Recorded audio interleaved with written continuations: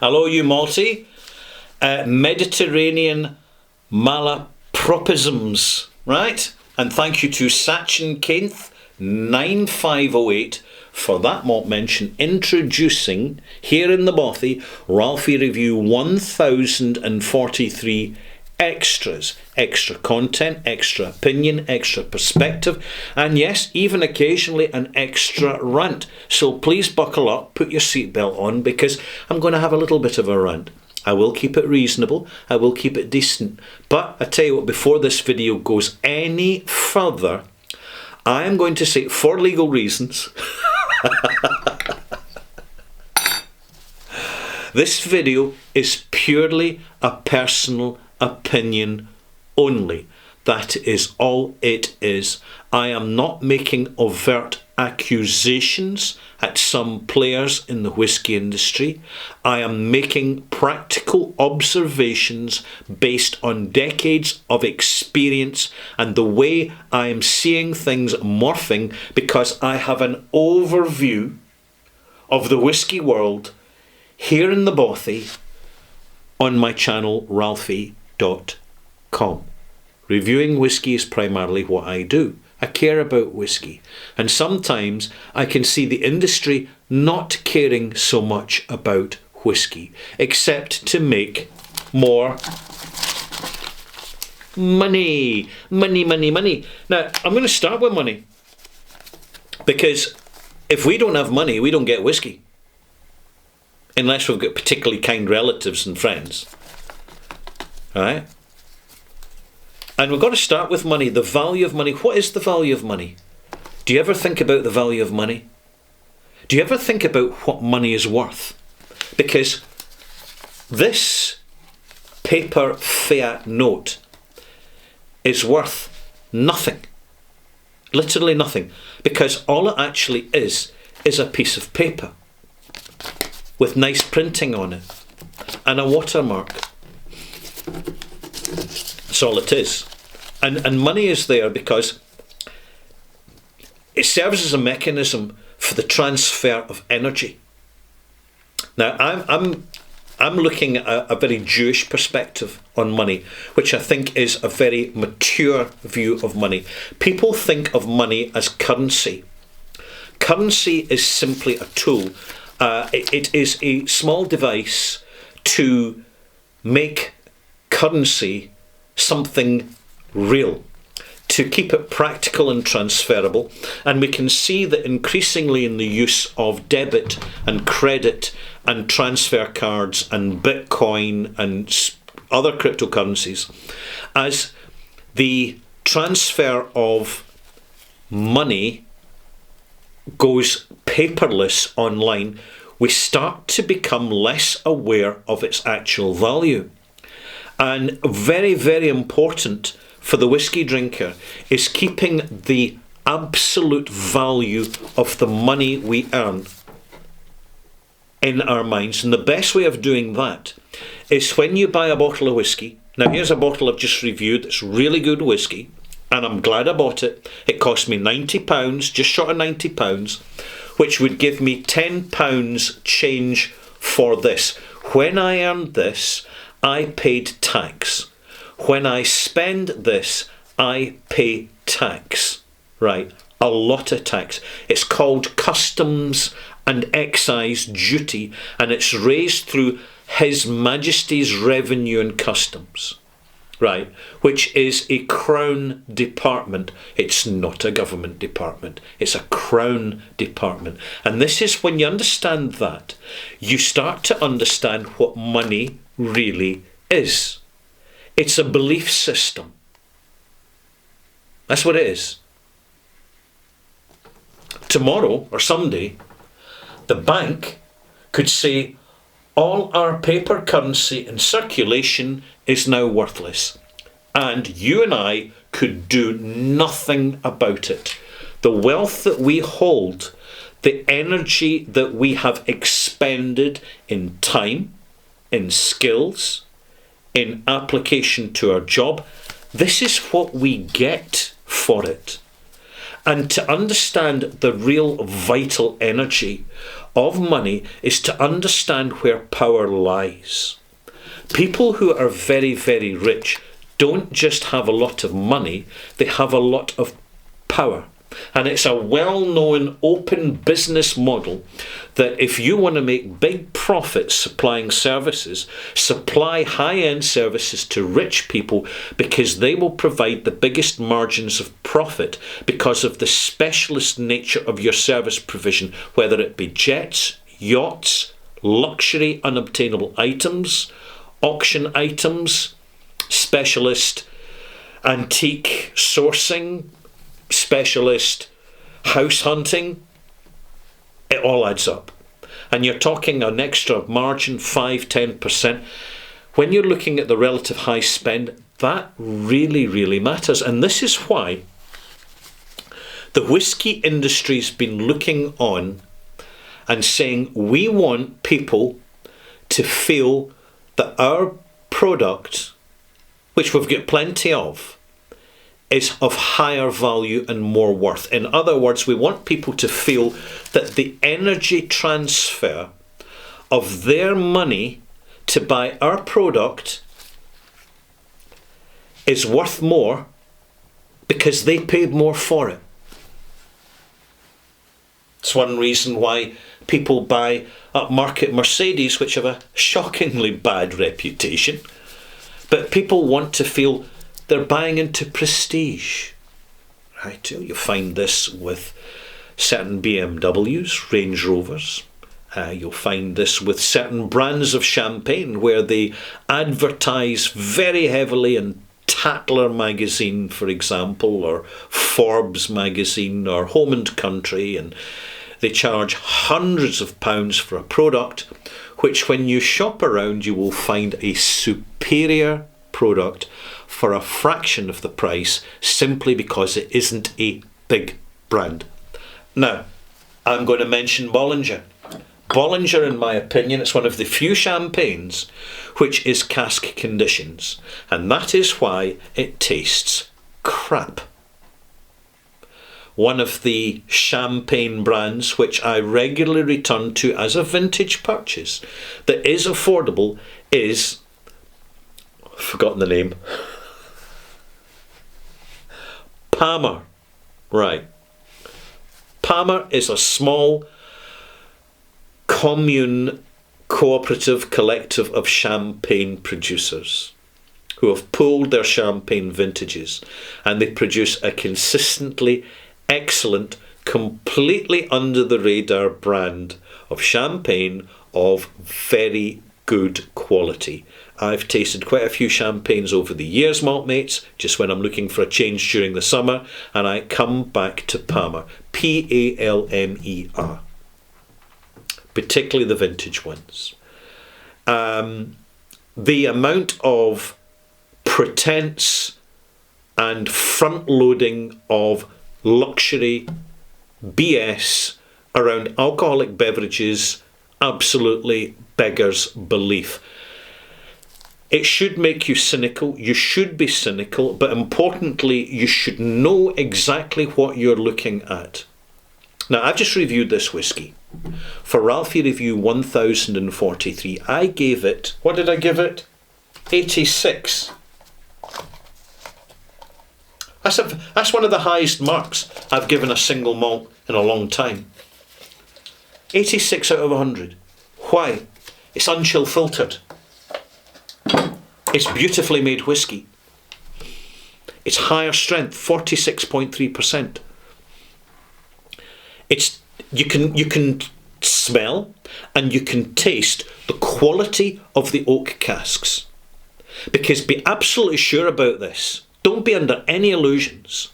There are plenty of whisky distilleries out there using inferior casks for bulk storage. Because their priority is not necessarily being best version product they can be. Because they feel they can spend the money elsewhere in marketing. I bought that bottle for £90, just short of £90, 18 years old. The age statement, very important. It tells me something.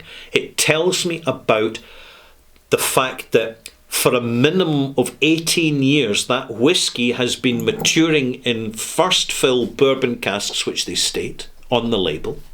So they're revealing information. And so I know what to expect. I trust this brand. And it's bottled at 46.3%. So there isn't the sanitisation of chill filtration processes, which can be used on other 18-year-old whiskies, which have spent 18 years in rubbish casks. An age statement is a point of reference. It is not a guarantee of the quality of whisky. And the most important thing to realise is this is purely 100% almost down to the quality of the casks. Any spirit put into a good casks will give you good results.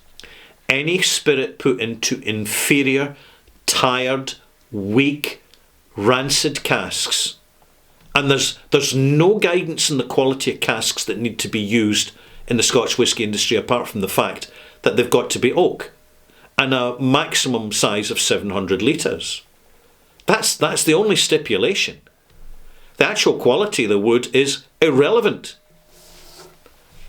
unless the distillery wants to make good product, and therefore they spend up front, they invest in their product, and then people like me buy it with confidence.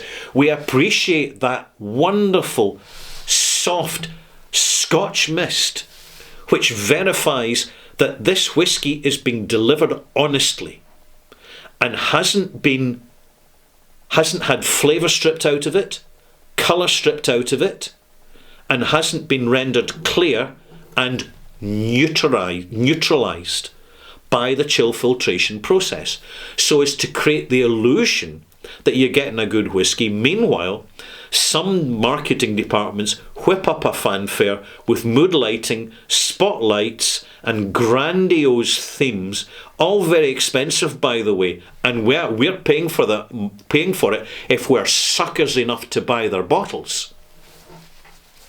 But do you know what? There's suckers out there. Let me give you a price comparison here with some other brands. This is Deanston 18-year-old. How about Dalmore 18-year-old? Bottled at 43%. Yeah, it's chill filtered. Has it got E150 caramel colourant in it? Probably it has. Pretty bottle though, with the little stag's head on it. Very pretty. Looks nice in a bar. Somewhere in Asia, probably Singapore. £309. Over 3 times the price of a superior presented single malt. So what are you looking at? You're not looking at a tiny little margin in the difference of quality in relation to price. You're looking at massive differences. And the presumption is, if we're suckers enough to buy the BS, that with Dalmore, because it is Dalmore, it's so good that it must be worth £309, which is why these companies like Dalmore just love to advertise their product saying, here is our new exclusive. Oh yeah, they're always exclusive. Every damn cask in the warehouse can be as exclusive as they claim to say it is. Yet more BS, more patronising, condescending, intelligence insulting, flannel, filler and laziness by whisky producers trying to kid us on that they will dictate to us what we define as quality whisky and what is worth the money. Well, let me tell you, distillers, you can think again, because you're not going to sucker me and you're not going to sucker the malt mates. Shame on you. Shame on you. And it's even getting to the extent that with some of these brands, with their high prices, they're prepared to leave them sitting on the shelves in shops for years and years, getting dusted and dusted and dusted to try and make them look fresher. And they don't sell. Because do you know what? People are waking up. Why? Let me tell you, industry, why. Because the internet has arrived and your old cliches don't work anymore. Wake up. Here's another cracker.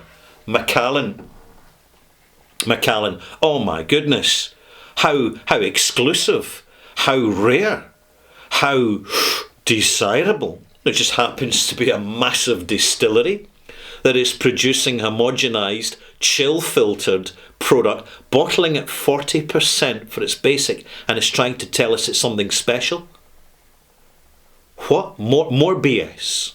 More condescending flatulence coming from people who have yet to get in touch with reality and see that the world outside their tiny little ivory towered bubble is actually that bubble's bursting.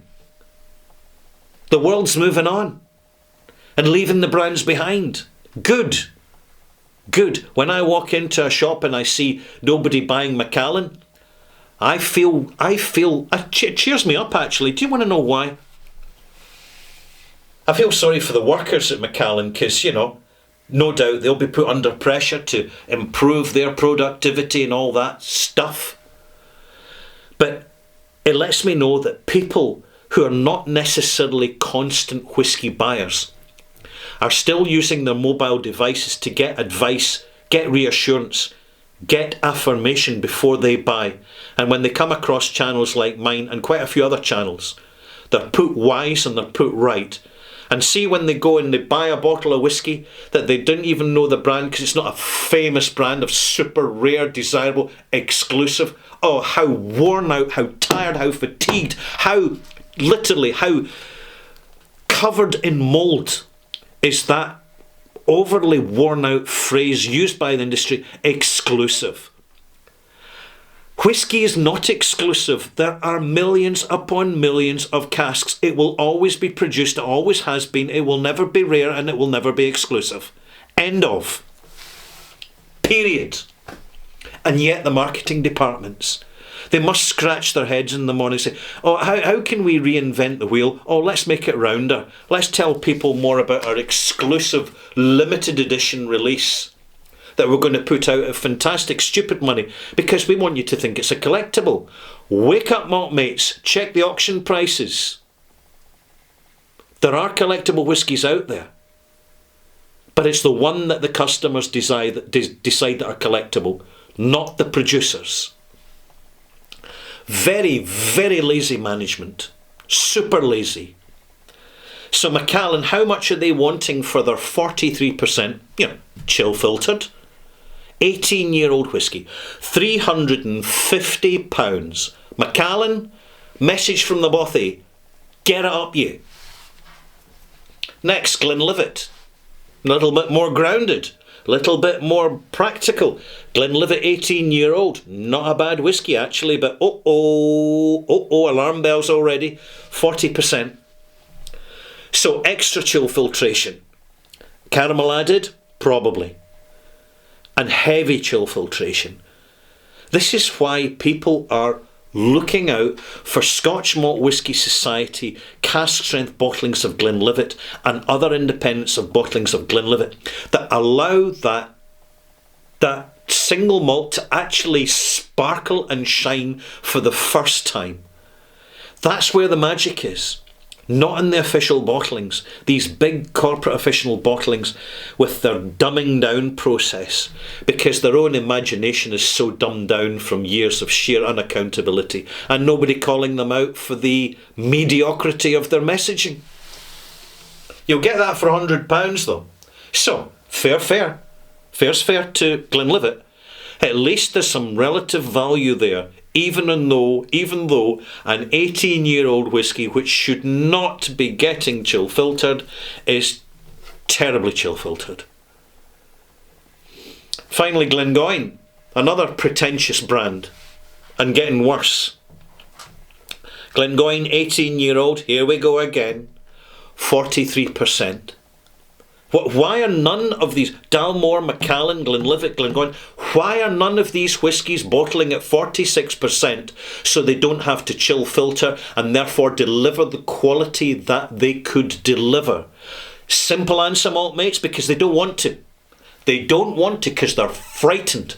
Because they're frightened that the true discerning whisky connoisseur is going to start to spot the real weaknesses in their brand, which is in their inferior budget cask policy. That's what they're bothered about. But sure, you can pick up the Glengoyne 18-year-old for £120 a bottle.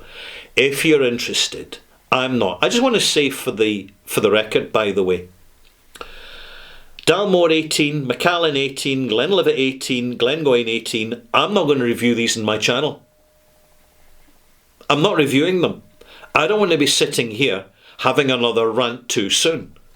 I want to be sitting here talking positively. I don't want to be Blue Ralphie. I had a lot of that last year when I started to review more mainstream brands like Glen Grant and just discovered how bad they were. I'm whatever. I tell you, I know who butters my bread. You do. My Patreon subscribers do. That's what gives me the budget for this channel. This is what keeps my independence. And when I get my independence, I can keep the authenticity of my opinion and my experienced view of things. And that matters. Because at this moment in time, in September 2024, the tide is turning in whisky.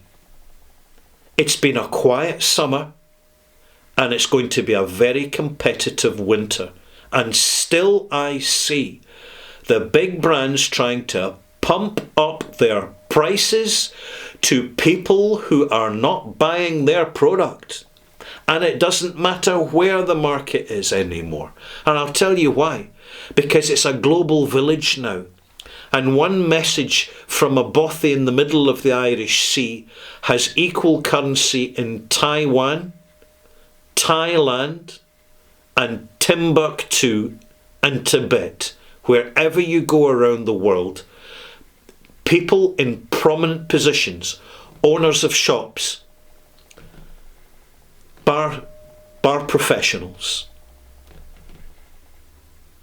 wine aficionados, rum enthusiasts. There's this cross-pollination now of expertise and experience happening online like never before. And it's really catching the Scotch whisky industry by surprise. Now, I'm going to finish this rant by a quote from Warren Buffett, one of the most successful financial company investors of all time. And he says this: in the good times, every ship floats. But it's when the tide goes out that you see people standing, who's still got their ship and who's standing in their underpants. And I tell you, this is going to be a major shake-up for brand reputation over the next few years. Because if I'm going to use a word here, the sheer amount of fatigue coming from big brands that are trying to continue to wear the emperor's new clothes, it's just embarrassing. But we're not waiting for them. We don't need them. They need us. But we've moved on. We're following the brands where we can smell and taste the quality. We acknowledge the integrity of delivery. We appreciate that they hold the prices down sufficiently to make the whisky affordable as well as accessible, because the virtuous circle is created, maltmates, and that virtuous circle rounds off by keeping us invested as future customers. It's not rocket science, it's not sophisticated, but at times it beggars belief to me how much naivety and lack of clear blue sky thinking there is in some decision-making departments of very well-paid people across the whisky industry. But it's merely a reflection of the state of Britain. the state of Britain and the decline of Britain in the 2020s. And that is what it is. And I'm not talking socially, I'm talking economically. And I'm talking holistically. There you have it. I have delivered it, my rant. I hope it wasn't too brutal, not too savage, but I'm making the most of the fact that we're still at a moment in time in the internet where people are actually allowed to voice their opinions without certain laws just kicking in and cancelling you completely and throwing you in prison, which is a very real thing at the moment. It's now heading that way. It's a very good barometric indicator of basically the system breaking down to a certain extent. So fingers crossed that the more sensible people apply more sense in decision making right across the board, and that includes ourselves. Maltmates, invest your money in whiskies where you are valued, you are appreciated, and you are rewarded with the quality of what you buy. Stick to those brands. You will find them well presented at the OSWAs, oswa.co.uk, the online Scotch Whisky Awards, which are just kicking off right now. And you'll find a link to the website just down below. The public voting will be taking place in a few weeks. We're not quite there yet, but be prepared. We want you to vote. We want you to contribute, because the Online Scotch Whisky Awards is one of the most comprehensive feedback mechanisms from collective online customers to the industry as a whole that exists today. That's what it's all about. Thank you for watching. Please leave a comment. I'll give you a wee heart in the comment when I'm reading through them. Subscribe if you haven't. And remember, I do have a Patreon channel in which I continue with my, at times, sometimes, more controversial opinions and perspectives.